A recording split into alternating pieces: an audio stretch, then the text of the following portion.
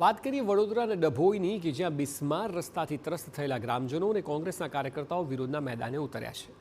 રસ્તા પર ખાડા છે કે ખાડામાં રસ્તો એ સમજાતું નથી.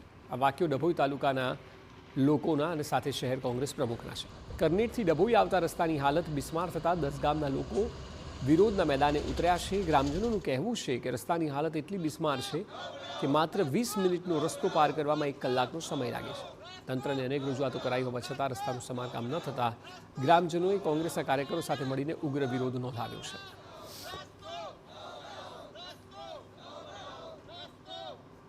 આ બહેરી મૂંગી સરકારને વર્ષોથી અહીં કેટલા વખતથી અહીંના લોકો હેરાન થયા છે, એમને રજૂઆતો કરી છે પણ કોઈ રજૂઆત સાંભળવા તૈયાર નથી. અહીંયા એમ્બ્યુલન્સ જવાની હોય તો અહીંયા ડિલિવરીનો એટલા ખરાબ પ્રોબ્લેમ થાય છે કે એ લોકોને તકલીફ પડે છે. વિદ્યાર્થીઓને જવાનું તો વિદ્યાર્થીઓને તકલીફ પડે છે, ખેડૂતોને જવાનું હોય પોતાનો માલ લઈ તો બી એ ટાઈમે પહોંચી શકતા નથી. જેથી અહીંના લોકોએ ગ્રામજનોએ ઘણી રજૂઆત કરી છે પણ આ સરકાર સાંભળવા તૈયાર નથી.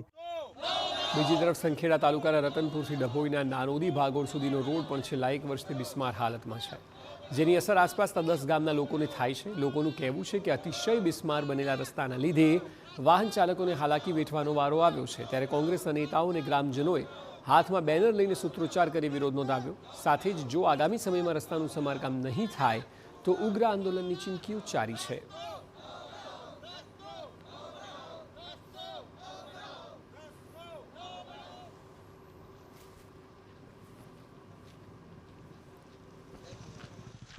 અમે આજુબાજુના ગામડાના સંખેડા અને ડભોઈ તાલુકાના યુવાનો ભેગા થઈને આ સરકારને રજૂઆત કરવા માંગે છે, વહેલી તકે આ રોડ કરો, નહીં તો અમે આવનારા દિવસોમાં એક મોટો આંદોલન એનું સ્વરૂપ કરીશું અને ચક્કાજામ કરીશું.